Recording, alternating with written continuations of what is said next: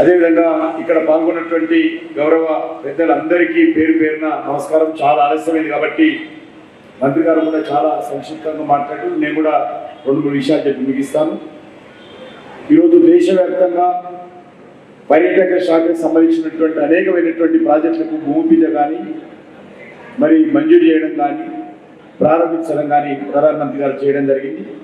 అందులో భాగంగానే మన ఈ యొక్క బల్కంపేటలో 17వ శతాబ్దం నాటి ఈ ప్రఖ్యాత బల్కంపేట ఎల్లమ్మ తల్లి దేవాలయ ప్రాంగణానికి అభివృద్ధి కోసము మరి నరేంద్ర మోడీ గారు 4,40,00,00,000 రూపాయలు మంజూరు చేశారని చెప్పి ఈ సందర్భంగా మనం చేస్తూ ఉన్నారు.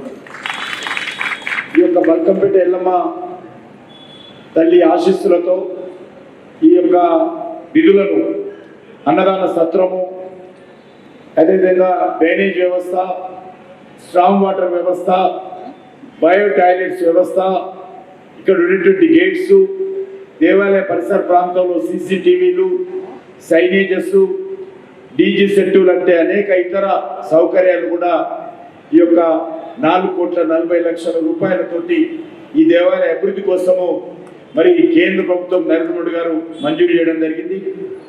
ఈరోజు మనకందరికీ తెలుసు, ఇంతకుముందు పెద్దలు కూడా చెప్పారు, జోగులాంబ దేవాలయానికి 39 కోట్ల రూపాయలతోటి ఆ దేవాలయ అభివృద్ధి కోసం ప్రయత్నం చేస్తూ ఉన్నాం.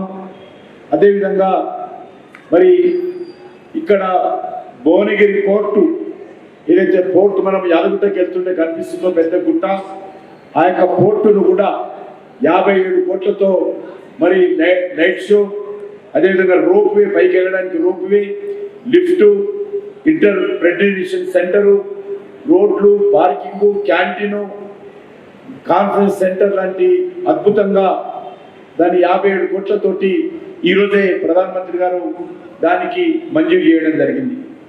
అదేవిధంగా అనంత పద్మస్వామి దేవాలయం ఏదైతే ఉన్నదో అనంతగిరి వికారాబాద్ కొండల్లో దాన్ని కూడా మరి దేవాలయంతో పాటు అక్కడ ఎకో టూరిజం సంబంధించినటువంటి డెవలప్మెంట్ కూడా చేయడం జరిగింది.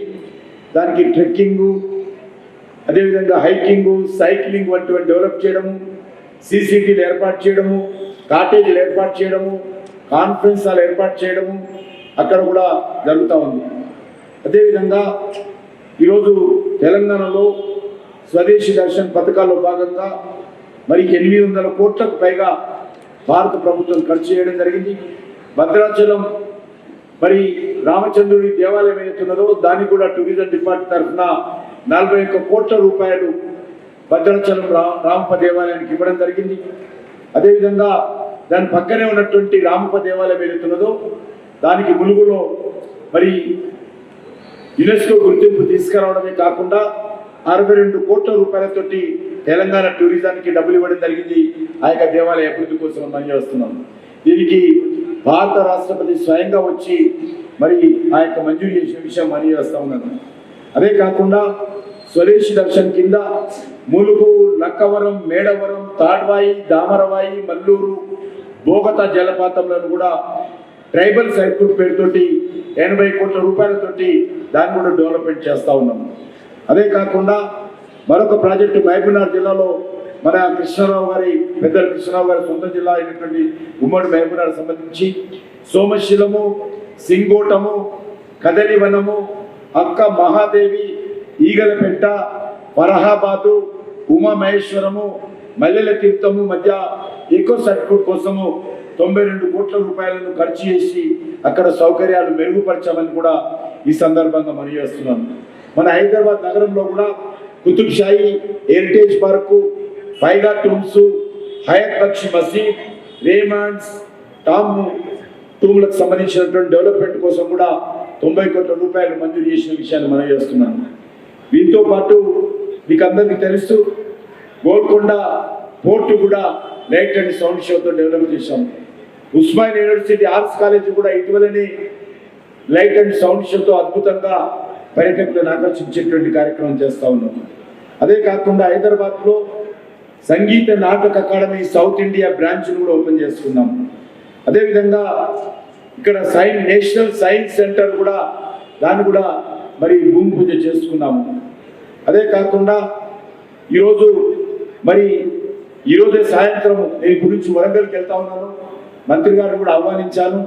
వరంగల్ కోటలో మరి ఇల్యుమినేషన్ కొత్తగా లైటింగ్ సిస్టమ్ కూడా ఆ యొక్క వరంగల్ కోర్టులో ఈరోజు సాయంకాలము వరంగల్ ప్రజలకు అంకితం చేయబోతా ఉన్నాము. రేపు ఉదయము మరి 1000 స్తంభాల గుడి ఏదైతున్నదో 1000 స్తంభాల గుడిలో కూడా ఏదైతే మంటపం ఉంటుందో గత 40 సంవత్సరాలుగా మంటపం కూలిపోయింది. నిజంగా 1000 స్తంభాలు లేవు, తక్కువ స్తంభాలు ఉండే.